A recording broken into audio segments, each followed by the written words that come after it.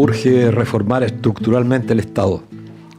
Las reiteradas denuncias que se efectúan respecto de que el Estado estaría sobreabultado, que cada gobierno que llega coloca en las diferentes reparticiones a sus amiguitos, la mayoría de ellos sin las competencias necesarias para garantizar el correcto funcionamiento del aparato estatal, acrecientan el deterioro que ha ido ganando la función pública. La derecha ha llegado a señalar que serían más de 100.000 los nuevos funcionarios públicos que injustificadamente llegaron al Estado bajo el gobierno de Gabriel Boric. Se suma la reciente denuncia de la Contraloría General de la República, que denunció que entre 2023 y 2024 un total de 25.078 funcionarios públicos o de entidades que reciben financiamiento estatal habrían incumplido el periodo de reposo indicado en su licencia médica y viajaron fuera del país. La gravedad de la denuncia de la Contraloría General de la República debiese convocar a los distintos actores que conforman el aparato público e iniciar un debate a fondo sobre el rol de la función pública, y en especial la que cumple aquel que está investido de dicha condición. No es casual que el Estado en los últimos años sufra embates sostenidos y sistemáticos de quienes, arropados en la ideología liberal extrema, persigan jibarizar al máximo ya no solo la intervención del Estado en áreas relevantes para el funcionamiento del país, sino que ahora se han dado a la tarea de reducirlo en su máxima expresión, de forma que los ciudadanos, huérfanos de quien pueda asistirlos, se vean obligados a recurrir a la mano privada o invisible del mercado, como llamaban algunos, como persistentemente se les empuja a quienes no tienen los medios suficientes para resolver sus problemas. Y claro, el relato reiterado de que lo privado es más eficiente que lo público tiene un sentido y es funcional a las políticas que buscan desmantelar completamente el Estado, como hicieron durante la dictadura al privarlo de instituciones relevantes como eran las empresas públicas y transferirlas al manejo privado con los consiguientes costos para las personas. Así, en Chile, el Estado perdió la facultad de administrar y luego la propiedad de empresas encargadas de otorgar servicios estratégicos a la población, como el agua, la electricidad, las telecomunicaciones, la salud, la previsión, la educación, la vivienda, etc. Todo fue capturado por la voracidad de quienes creen que los derechos sociales no existen y son solo una maquinación del comunismo para impedir el libre desarrollo de la iniciativa privada. En nuestro país, hace muchos años que el Estado sufre el acoso sostenido de quienes todo lo quieren en manos privadas, o dicho más claramente, de quienes desean convertir en negocios para sí derechos que el Estado garantizaba para todos. Esta denuncia de la Contraloría General de la República cae como un baldón a los miles de funcionarios públicos honrados, honestos, que dan su vida por el servicio público.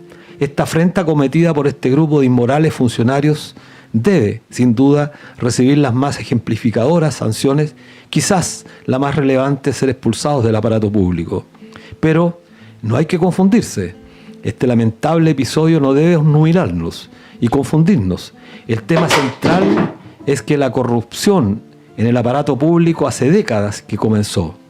La dictadura corrompió las bases mismas de la institucionalidad, cuando le quitó sentido a la función pública, cuando se estableció un sistema político que permite que diputados y senadores perciban ingresos obscenos por más de 15 veces de lo que gana la mitad de los trabajadores chilenos, o cuando alcaldes involucrados en actos reñidos con la legalidad incurren en actos de corrupción y sus sanciones, lejos de generar satisfacción en la ciudadanía por lo justo de sus resoluciones, provocan irritación por el carácter impune del que gozan tantas autoridades en nuestro país. Los juicios abreviados en que senadores salvaron de pagar con la pérdida de sus cargos es lo que ha ido poco a poco deteriorando la función pública. De igual manera, el deterioro del Poder Judicial y sus oscuras relaciones con abogados corruptos ha profundizado el deterioro de toda la función pública. Sorprendernos por esta denuncia de la Contraloría, entonces, no debiera ser tanto, ya que no es más que una consecuencia de la sostenida corrupción generalizada de la clase política encargada de administrar el Estado, que por años viene deteriorando el rol ético del funcionario público. Sin embargo, el que se indigne y el que indigna a la mayoría de chilenos y chilenas que viven solo del fruto de su trabajo es una muestra de aliento y esperanza, en que no todo está perdido. La ética que se reclama para la función pública no aparecerá de la noche a la mañana. Llegará solo en la medida que el Estado operativice sus instituciones genuinas para llevar adelante tal cometido, que es restituirle el verdadero rol que la función pública se merece, cual es servir a la ciudadanía y servirla adecuada y profesionalmente.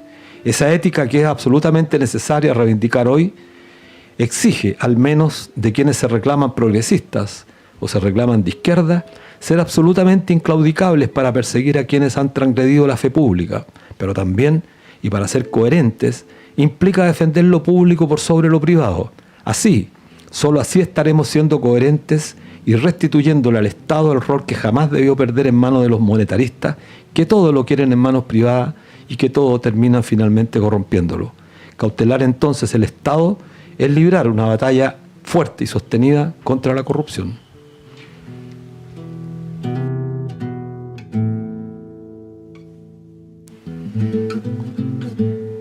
Hola amigas, amigos, bienvenidas y bienvenidos a la 7ª temporada de Debate Social. Esta es la edición número 279 de nuestro programa Debate Social. Estamos en el 102.5 del dial FM de Radio Universidad de Chile, en su señal online y por streaming a través de YouTube en canal Punto Social. Les pedimos que se suscriban al canal, pongan me gusta y nos compartan en sus redes sociales. Saludamos a quienes hacen posible esta transmisión, a la periodista Ana Mugasáenz en la dirección, a Javier Márquez en difusión en redes, a Patricio Núñez en los controles y a Ariel Acevedo en la transmisión audiovisual. Bueno, ya lo comentábamos, el informe de Contraloría que se hizo público esta semana y que reveló una práctica de profunda corrupción va a exigir que la ciudadanía esté atenta, esté alerta, de forma tal que estos actos sean absolutamente ejemplificadores en términos de dar una señal a la ciudadanía que observa atónita, muchas veces ya indolente, molesta, sienta que hay efectivamente una actitud de quienes tienen la responsabilidad de acabar con esta lacra que es la corrupción. El presidente de la ANEF, José Pérez de Belli, señaló que los funcionarios que abusaron de licencias médicas deberían salir del Estado. Creo que es lo más correcto. Bueno, el tema de la corrupción que afecta al órgano público, y cuando digo órgano público me refiero a todas las instituciones que lo conforman, todas las instituciones que directamente trabajan para el Estado como aquellas que prestan servicio indirectamente. Y tiene que ver con lo que señalábamos al comienzo, esta idea de instalar en nuestro país que lo privado es más eficiente que lo público, que en lo privado solamente existe el control de los actos que desarrollan quienes laboran en esas instituciones. No cabría extenderlo al Estado, es un dogma de fe que se ancla justamente en la ideología dominante, predominante en el planeta. Lo vemos en Argentina, con Milei, destruyendo prácticamente todas las instituciones públicas, lo vemos con Trump en Estados Unidos, ya transgrediendo todos los principios, sí que se puede llamar principios morales. Es esta nueva estrategia de reducir al máximo el Estado, dejarlo solamente con el rol de represión, con el rol de cautelar, con las Fuerzas Armadas, el predominio de un modelo económico y político que ya resiste muy poco. Y es por eso tan necesario que esta batalla por la limpieza del aparato público nos encuentre a todos, a todas, resueltos a defender la función pública, porque la función pública es fundamental para la existencia particularmente de quienes tienen menos.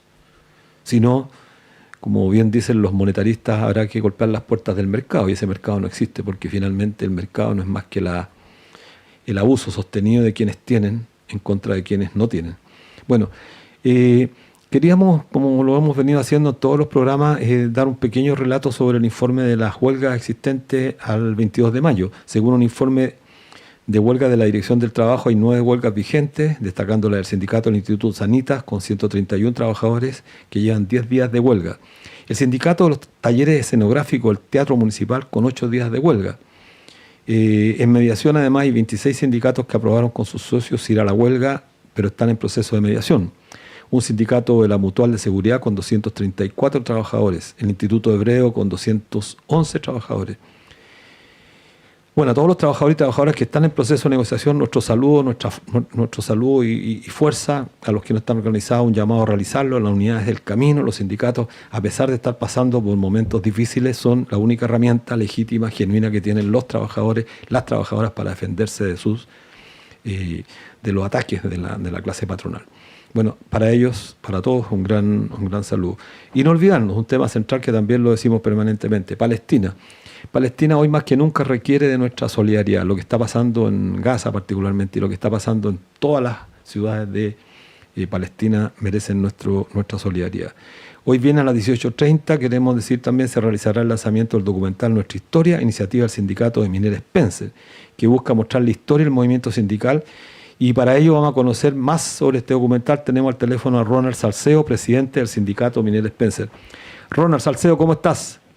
Hola Luis, buenas tardes. Bien, aquí estamos, expectantes de cuál va a ser el resultado de la convocatoria hoy día, que hemos tenido muy buenas noticias también. Quedan pocas horas, a las 6:30 comenzará. Bueno, cuéntanos, ¿qué llevó a un sindicato, Ronald, a realizar un documental con la historia de las luchas sindicales y sociales? Ante esa pregunta creo que no hay una sola respuesta, creo que son varios caminos los que nos llevaron a esto, pero el principal camino es el cuestionamiento que nosotros hacemos como sindicato a la falta de participación política de los trabajadores en el día de hoy. Vemos que finalmente los trabajadores solo estamos presentes para ver resultados de discusiones políticas, pero no estamos inmersos en la discusión misma. O nos dejan afuera con los resultados que esto significa. Entonces, por ahí parte yo creo que una de las fortalezas del decirnos cómo intervenimos como trabajadores, cómo empezamos a hacernos parte de esto, pero también desde la autocrítica, desde el sentido de ver cómo nosotros como sindicato actuamos frente a las demandas de nuestras bases. Lo explicaba ayer también ante la misma consulta. Muchas veces nos pasa, yo creo que les pasa a muchos sindicatos, que la primera pregunta que hace cuando entra un socio nuevo, ¿no es cierto?, es decir, bueno, ¿qué me va a dar el sindicato? ¿Qué derecho me va a entregar? ¿O qué cosa cuándo me entregan la GIFCAS? Claro. Y ese creo que es uno de los problemas que tenemos el día de hoy, y que lo que nos empuja un poquito es devolvernos la historia y reconocer los derechos que tenemos el día de hoy, que han sido conquistados por las luchas de nuestros antepasados. Entonces queremos reforzar eso un poquito, queremos darle fortaleza a eso, pero no desde la mirada del dirigente sindical que pueda ser cuestionado, no, sino que la mirada desde los expertos, desde los investigadores de la historia. Sí, en una síntesis del video veíamos que ustedes señalaban que este documental importantísimo, creo que hay que destacarlo y por eso lo estamos planteando aquí a todos nuestros auditores de Radio Universidad de Chile, nos decían que iba a quedar alojado en una página web y en el YouTube, para que pueda ser usado por las y los trabajadores, para que se difunda, para que sea objeto de debate, polémica, pero que ayude a mejorar la conciencia. Cuéntanos dónde va a quedar y cómo se puede acceder a él, o cómo se va a poder acceder a él en el futuro. Bien, nosotros creamos una página web que es www.nuestrahistoriasindical.cl. Ahí está la información de lo que es este trabajo, pero también se creó Nuestra Historia Sindical en una página de YouTube, donde va a quedar depositado este instrumento. Hoy día el lanzamiento a las 18:30 horas va a abrirse para que todo el público lo pueda ver desde sus casas. Son 5 capítulos, cada capítulo tiene una duración más o menos de 50 minutos. ¿Y van a estar los 5 después del lanzamiento de hoy? Correcto, correcto. Perfecto. Quedan los 5 a disposición de todos. Es un material autofinanciado, y con aportes de 22 organizaciones que fueron las que creyeron en este proyecto y que empujaron esto.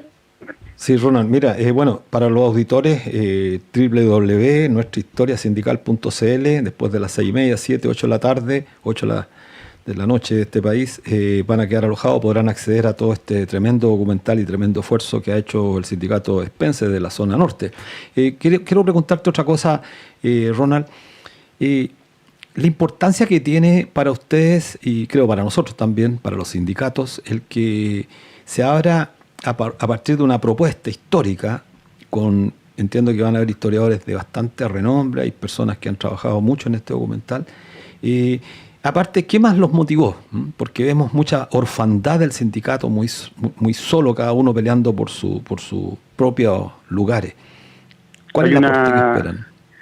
Sí, eso es lo que queremos abrir un debate al sistema de sindicalismo actual. Creemos que hoy día el sindicalismo que estamos teniendo en el país no está dando el ancho para poder llevar las demandas de los trabajadores. O sea, hoy día vemos cómo avanza la automatización, cómo avanza la robotización, cómo aumenta el desempleo, en fin, distintas amenazas también de lo político. Vemos cómo algunos políticos de extrema derecha plantean la quita de derechos conquistados también. Claro. Entonces, ¿quiénes vamos a hacernos? ¿De qué forma vamos a defender estos derechos? O sea, si no tenemos la conciencia de clase necesaria para salir a defender lo que ha costado con sangre conseguir, estamos complicados. Entonces, esto lo que busca Luis es poner sobre la mesa un espacio crítico, que los trabajadores seamos capaces de discutir entre nosotros y buscar las salidas necesarias para poder enfrentar los desafíos que está planteando también el país. Claro.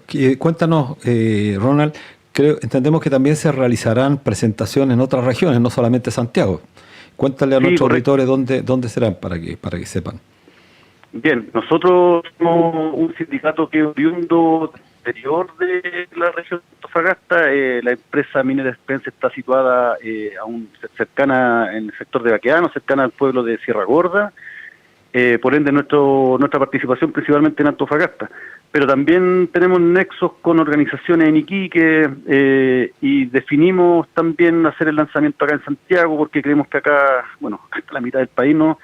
Y la necesidad de que esto se difunda es un material que debe ser difundido por todos los trabajadores, revisado por todos los trabajadores, criticado por todos los trabajadores, y por eso queremos ampliar la mayor cantidad de difusión posible. Entonces, nosotros hoy día, como bien tú lo decías, a las 18:30 horas, aquí en Santiago, en el Teatro de la Caja de Compensación Los Andes.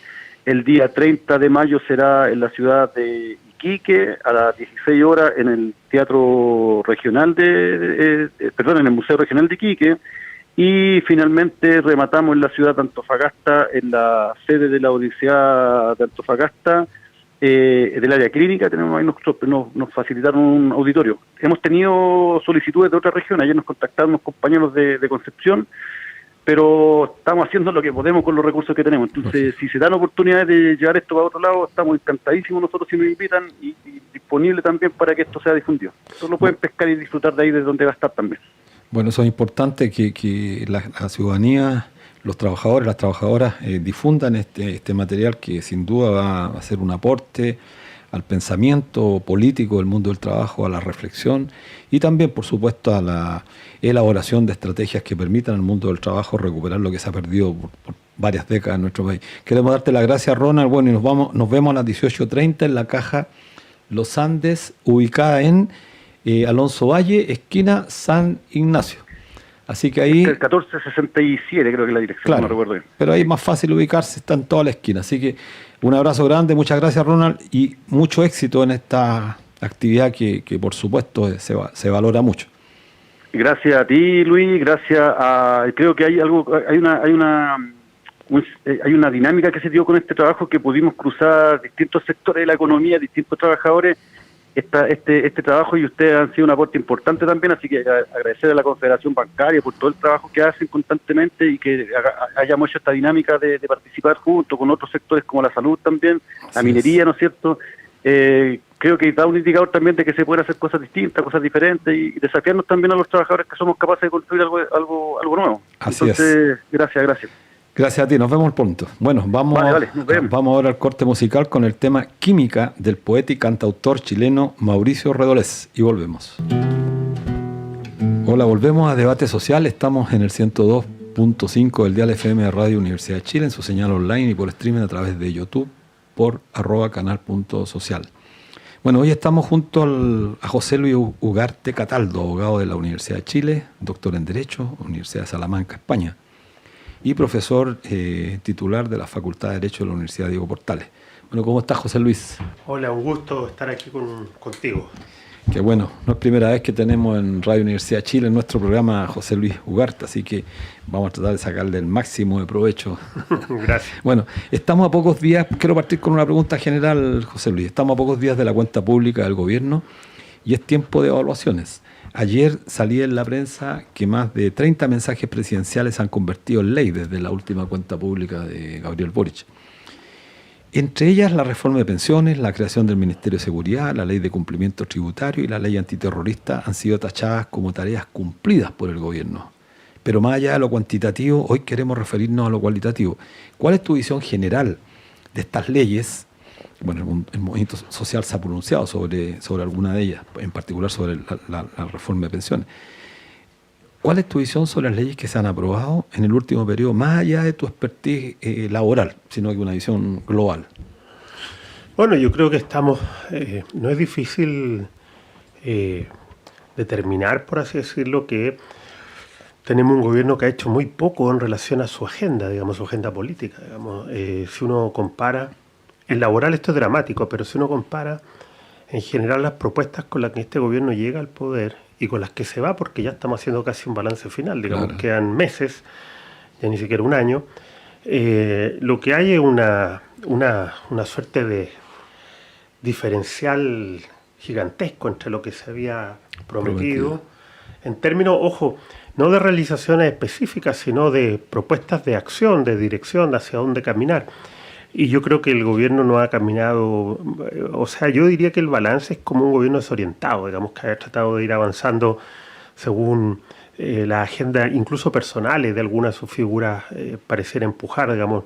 Aquí no hay un relato de ningún sentido de la palabra, un relato político, digamos, que de transformación, como uno habría esperado un gobierno cercano o de la izquierda. Y yo creo que eso es evidente para todo, incluso para el propio gobierno, digamos. No creo que a esta altura nadie crea. Más bien lo que vamos a escuchar son excusas, digamos, de por qué no se cumplió, digamos. Nadie a esta altura, ni los más fervorosos partidarios del gobierno, van a tratar de decirnos que se hizo transformaciones, digamos. Más bien lo que van a decir es una suerte de relato, digamos, de por qué no lo logramos, que más o menos ya sabemos lo que va a decir, digamos, que habían obstáculos insalvables, frentes, que etcétera, no se etcétera. Mayoría, claro. Que la derecha, que los sectores... En general lo que vamos a escuchar son excusas, digamos, excusas de por qué un gobierno que llegó con toda una épica. Yo le recuerdo que este es un gobierno que instaló una gran épica simbólica y se va yendo prácticamente con una suerte de estética de la derrota, sí. Digamos, un gobierno derrotado que no avanzó en ninguna de las transformaciones relevantes que tienen que ver con sus sectores. Es como está, sí. Se aprecia como un teatro del absurdo de repente. Mira, ver por ejemplo la ministra Jara cuando se aprobó la reforma, mal llamada reforma de pensiones, que mucho el mundo social la combatió, la criticó fuertemente, salió bailando, celebrando la aprobación de la reforma. Y sin embargo, ahora que es candidata, la critica a las AFP, que hay que acabar con las AFP. No acabó con las AFP siendo ministra, pero ahora promete, si es presidenta, acabar con las AFP.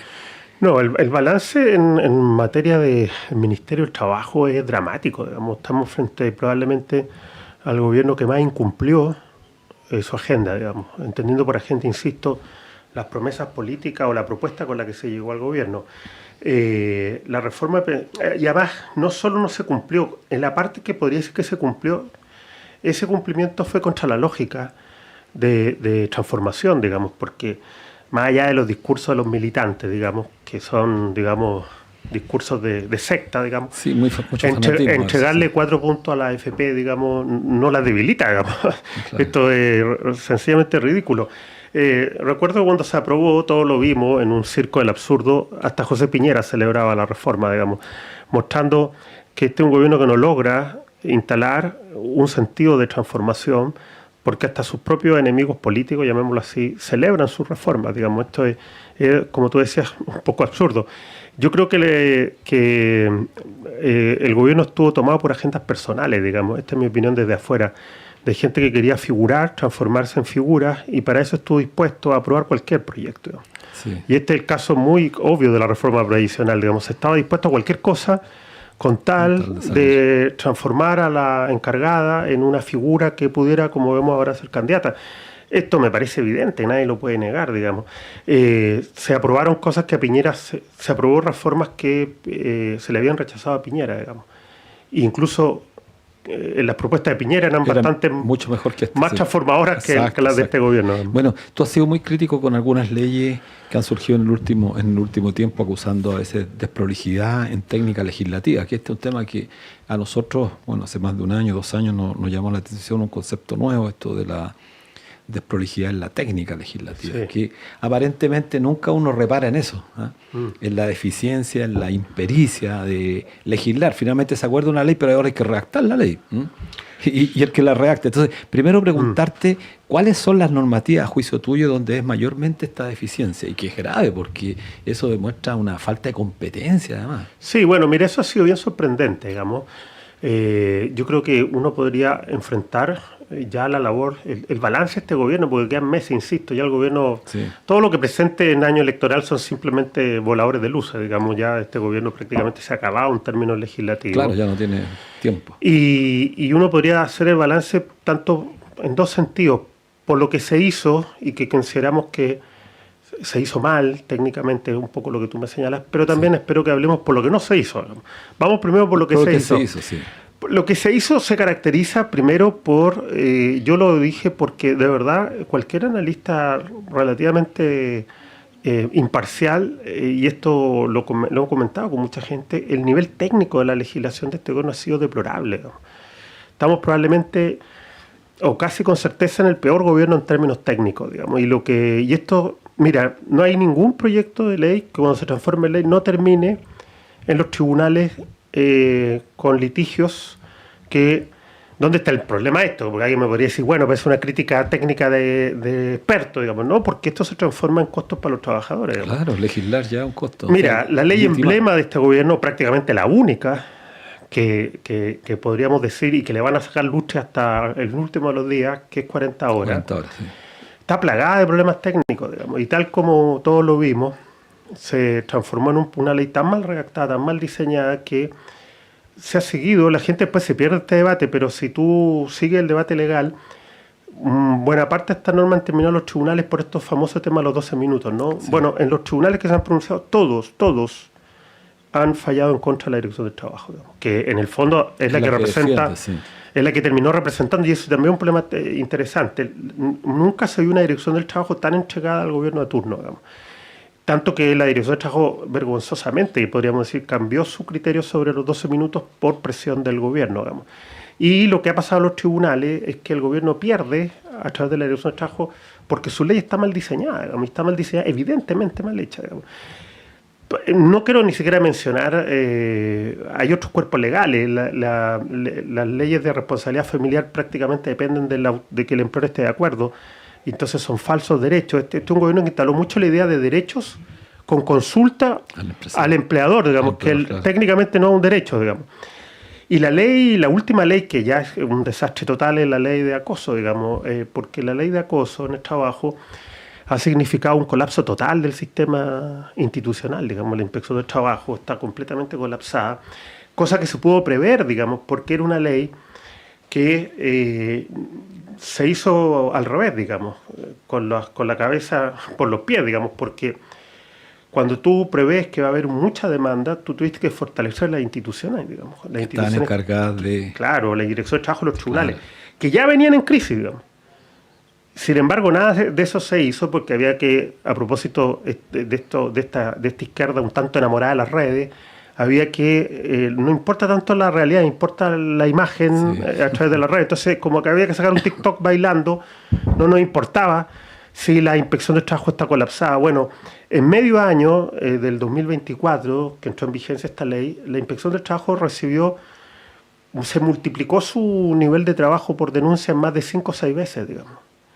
Y cualquier persona que conozca la inspección sabe, y yo la conozco, que está completamente colapsada, digamos, que hoy día no da abasto en ningún sentido para cumplir con los requerimientos legales. Entonces, para resumir, estamos frente a una técnica muy deplorable, de muy bajo nivel, sorprendentemente bajo nivel, por parte del gobierno.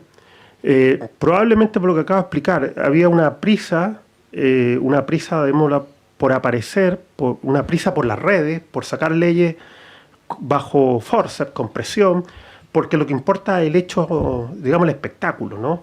Hay que hacer un acto para las redes, más allá que las leyes estén técnicamente mal hechas, que para los trabajadores... Mira, voy a ejemplificarlo. Si una persona presenta hoy día una denuncia por acoso, con toda la retórica que se armó en torno a esta gran transformación, bueno, ya en la Inspección del Trabajo va a tener que esperar mínimo 6 meses. Y en los tribunales, en las ciudades grandes, los juicios sobre esta materia están por sobre el año o el año y medio, digamos. O sea, claro. Fíjate de qué estamos hablando. Cómo las leyes mal hechas sí una tienen. ley sin sentido. Terminan siendo leyes papel mojado, digamos. Nosotros, las leyes de este periodo son leyes papel mojado, se aplican muy poco, digamos. Quedan entregados un tanto a la voluntad del empleador, digamos. Esto lo tenemos claro todos los que trabajamos en esta área, digamos. No hay ninguna novedad en esto. Mucha argumentación se ha dicho, José Luis, que gran parte no se ha podido avanzar por la composición del Congreso. Eso tú lo has escuchado, recién hacías mención a ello.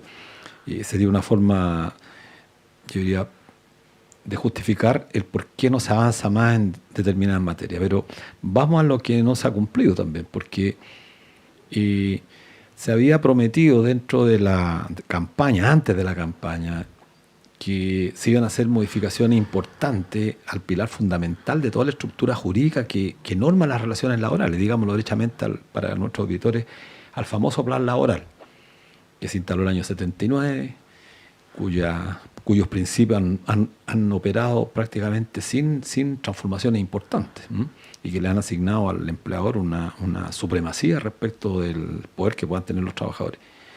Sobre eso se había prometido incluso avanzar en normas que tendieran a mejorar el nivel de la negociación colectiva, extenderlo más allá de la empresa, que esa era una cuestión fundamental para potenciar el sindicato. Eso no hay nada. ¿Cuál es la visión que tienes tú respecto a lo que no se ha hecho? Claro, lo que se ha hecho mal y lo que se prometió. Y el resto de lo que se prometió no se hizo. Sí, esa es la parte, digámoslo, donde el balance raya la vergüenza, digámoslo en algún sentido, porque el gobierno no cumplió. Y esto, a ver, alguien nos podría decir, porque un poco lo que dicen los militantes del gobierno, te dirían básicamente que no estaban los votos en el Congreso, sí, pero tenemos una serie de iniciativas legales que no estando los votos se presentaron y se pelearon igual, digamos. Porque inicialmente no están los votos, pero se negocia, no estaban inicialmente para rebaja jornada, no estaban, hay proyectos para la participación de las mujeres en los directorios donde tampoco están los votos, igual se avanzan, digamos. Hay proyectos donde el gobierno no tiene los votos, pero como parece razonable, genera el hecho político para ir negociando. Bueno, en esta materia no es que no se haya intentado hacer, ni siquiera se presentaron los proyectos, digamos. Y entonces, y sabiendo, se renunció completamente a una transformación en la dimensión que importa, digamos. Los auditores tienen que tener en cuenta que el poder en el ámbito del trabajo se juega en lo colectivo, no en lo individual, digamos. Entonces, en el área sensible, nosotros vamos a tener el balance de un gobierno de izquierda, comillas, que no presentó un solo proyecto en materia de sindicato y negociación colectiva, digamos. Porque uno podría decir, bueno, negociación por rama le queda grande, ¿no? Está bien, es una gran transformación. Pero al menos haber avanzado entonces en lo que existe en materia de sindicato y negociación colectiva y en huelga, que es el plan laboral, digamos, que claro, como tú sabes no se ha reformado en forma sustantiva en los últimos años. Bueno, de eso no se presentó absolutamente nada, pero absolutamente nada. Por lo tanto, podríamos hacer este balance, digamos. Los trabajadores llegaron o salen de este gobierno con exactamente el mismo poder que ninguno, digámoslo, porque es el plan laboral de la dictadura, que cuando comenzó este gobierno.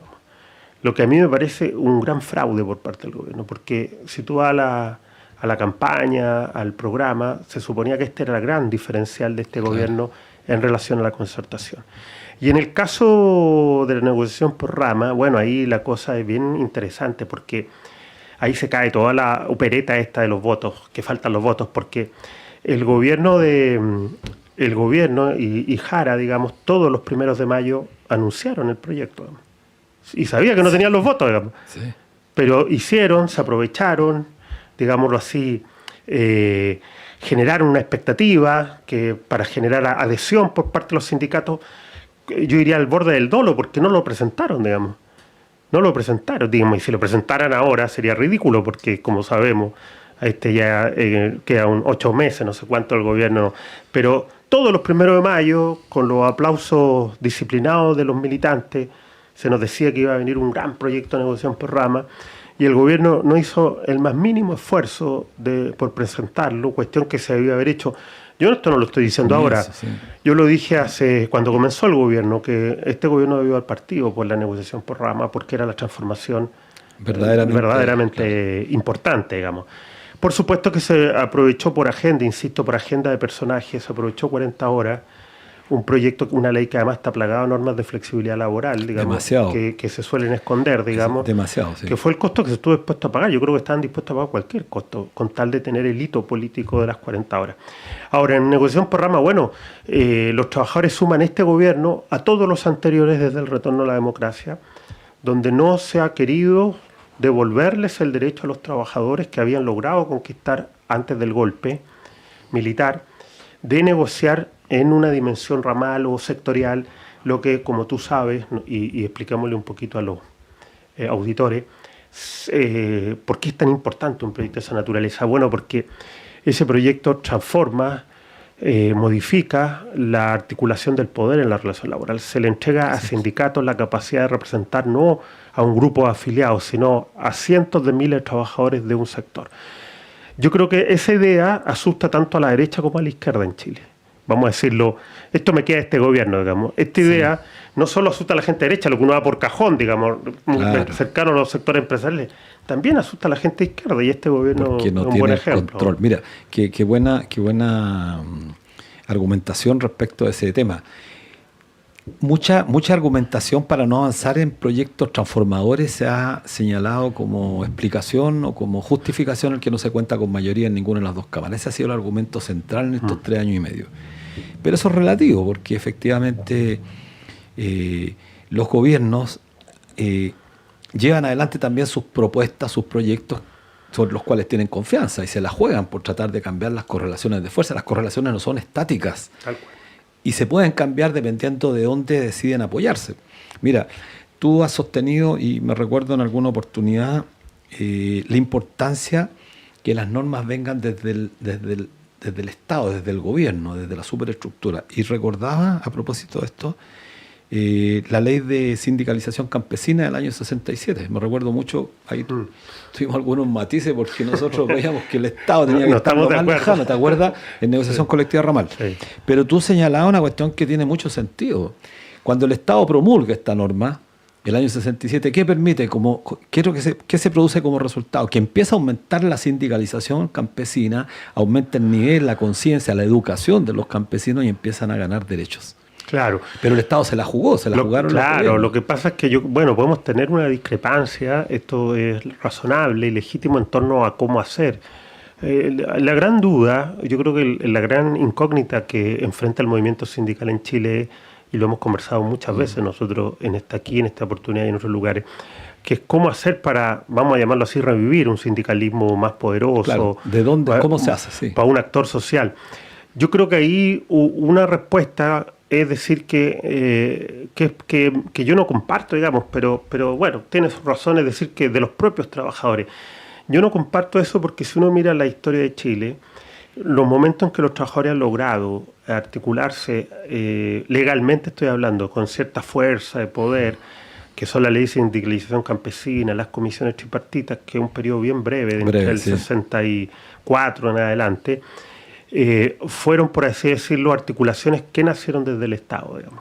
El Estado, por así decirlo, tira un brazo para articular, para que el sindicalismo salga del pozo, por decirlo de alguna manera. Yo creo que esa es la única vía que tenemos, porque pensar que en el estado actual de las cosas, con la cultura fuertemente individualista que hay en el mundo laboral, también hay que hacerse cargo de los cambios culturales. La idea de que los trabajadores a punta de solidaridad van a lograr articular un movimiento poderoso no me parece realista, digamos. Me parece que era clave jugarse por cambiar. Yo lo he dicho de esta manera, las reglas hacen al jugador. Si tú cambias las reglas, hoy día tenemos sindicalismo fragmentado, debilitado, muy desunido, con agendas muy pequeñas y propias para sus afiliados. Bueno, ¿por qué, en mi opinión, tenía esas características el sindicalismo chileno? Por las reglas del juego. Claro. Si tú le cambias las reglas del juego y habilitas un nivel de negociación ramal, sectorial, tú fuerzas a ese jugador a jugar de otra manera, digamos. Eliminando la fragmentación, etcétera. Por eso para mí es tan importante. Yo creo que, mira, déjame yo creo que aquí hay que hacer una reflexión de mayor alcance a este gobierno. Yo creo que esta izquierda, la que gobernó con este gobierno, no participa de esa idea, digamos. Esto hay que, los trabajadores deberían hacer ese acto de sinceramiento, digamos. Esta izquierda, la izquierda de Boric y este gobierno, no es una izquierda que ponga como prioritario lo que acabamos de señalar. No está en su agenda prioritaria el devolverles cuotas de poder relevante a los trabajadores. Están sus convicciones. ¿No? Y por lo tanto, bueno, es un diferencial. Lo que pasa es que no hay que engañarse, digamos. Esta no es la izquierda que va a conducir, esta que ha estado en el gobierno, que va a conducir al final del camino a empoderar a los trabajadores, digamos, a devolverles poder, ayudarlos a articularse. Eso no es así, digamos. Esta es una izquierda que apuesta por otros agentes, por otra agenda, y hay que tenerlo claro. Lo interesante es que hay que entrar a hacer este debate, digamos, y los trabajadores tienen que tener claro, cuando barejen las cartas desde el punto de vista político, qué tipo de izquierda es la que los va a ayudar a articularse, digamos. Nosotros hemos hecho cuántas veces la diferencial tan relevante con el caso uruguayo, digamos, donde tú tienes, a pesar de tener el mismo nombre, Frente Amplio, las diferencias son evidentes, digamos, entre una fuerza política que se ha constituido con un fuerte vínculo en el mundo sindical como eje central, como es la uruguaya, con el Frente Amplio chileno, prácticamente con un vínculo base, y Frente Amplio y Partido Comunista, con un vínculo prácticamente solo simbólico, el 1 de mayo, compañero, pero transformador en ningún sentido de la palabra. Sí, eso es muy importante decirlo porque, bueno, los auditores de Radio Universidad de Chile, particularmente nuestro programa, son, entendemos nosotros, gente crítica, que no asume los dogmas de fe, como se ha intentado aquí instalar este fanatismo muchas veces casi religioso respecto a defender un régimen político, un gobierno de turno, independiente de los errores o no errores que haya cometido. Nos quedan pocos minutos y quería preguntarte lo siguiente. Bueno, no sé si estás al tanto de que en el sector financiero también están enfrentados a la eliminación del feriado bancario el 31 de diciembre. Esto tiene que ver también a propósito de la impericia en la técnica legislativa, ¿no? Como has señalado tú. Un proyecto normativo que lanzó la Comisión de Mercado Financiero para implementar la ley FinTech y que terminó afectando y derogando una disposición normativa que estaba contenida en la Ley General de Banco. Es decir, por una vía oblicua, los trabajadores terminan perdiendo un beneficio e incluso quedando expuestos a que la jornada laboral se extienda al día sábado, porque se deja libre decisión o voluntad del empleador. Lo mismo que hablábamos en otras normas, donde todas estas normas que quedan se plantean como derecho y finalmente quedan sujetas a la voluntad del empleador, y nosotros sabemos que los empleadores van a definir una determinada política en función de sus costos-beneficios. Bueno, esta ley elimina eso. No es de tu especialización, pero esto confirma un poco el análisis tuyo, que no es un análisis porque los auditores de repente muchas veces pueden pensar que hay una suerte de crítica demasiado obsesiva con las deficiencias del gobierno, lo digo claro. Porque yo también muchas veces uno recibe la crítica, pero en realidad hay que ser justo con la verdad. Claro. Y la verdad en este caso implica ponderar lo que fue la promesa de campaña con las realizaciones reales.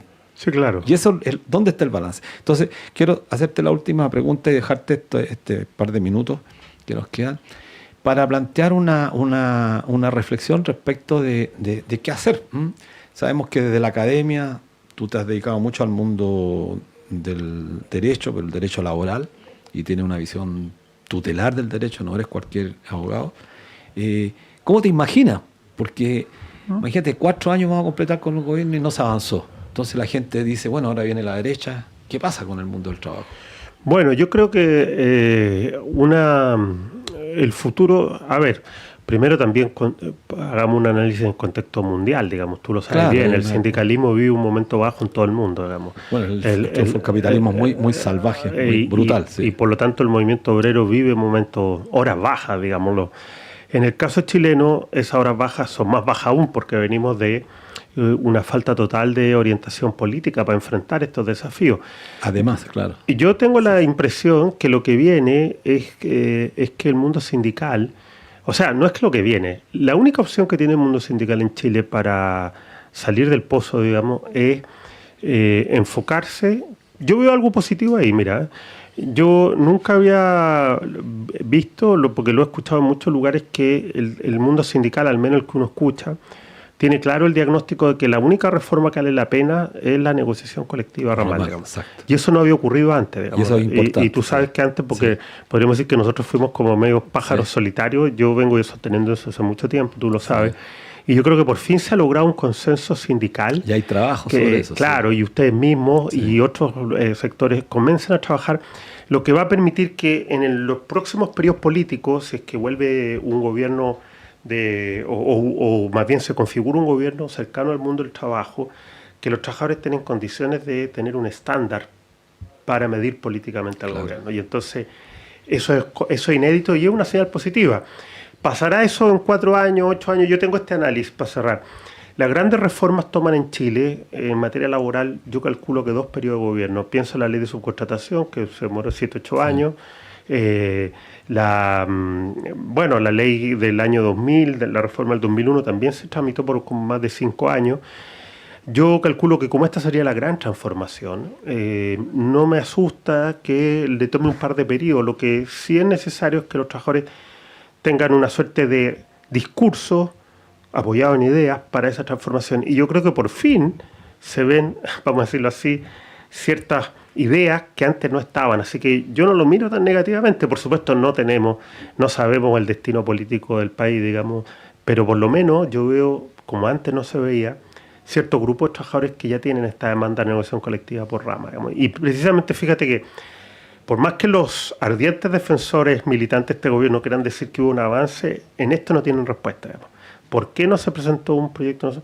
Que es el hecho que los trabajadores están comenzando a sostener como el que hace la diferencia. Claro. Entonces, yo diría que para no verlo todo tan negativamente, estamos en una situación inédita. Por fin los trabajadores del mundo organizado tiene un hito político para medir. Bueno, interesante esa reflexión y la invitación a pensarnos un nuevo sindicalismo, porque es tremendamente importante. Bueno, una señal de que las cosas están cambiando es lo que tenemos hoy día a las 18:30 en la Caja Los Andes, todos los sindicatos invitados. Ahí va a haber un lanzamiento, un documental importante del sindicato Spence, que muestra un poco ya que hay voluntad para empezar a pensar. Y ahí, bueno, José Luis también es parte de ese documental. Así que los invitamos a todos y nos vemos el próximo viernes a las 16 horas como siempre. Muchas gracias, José Luis. A ti, Luis, muchas gracias.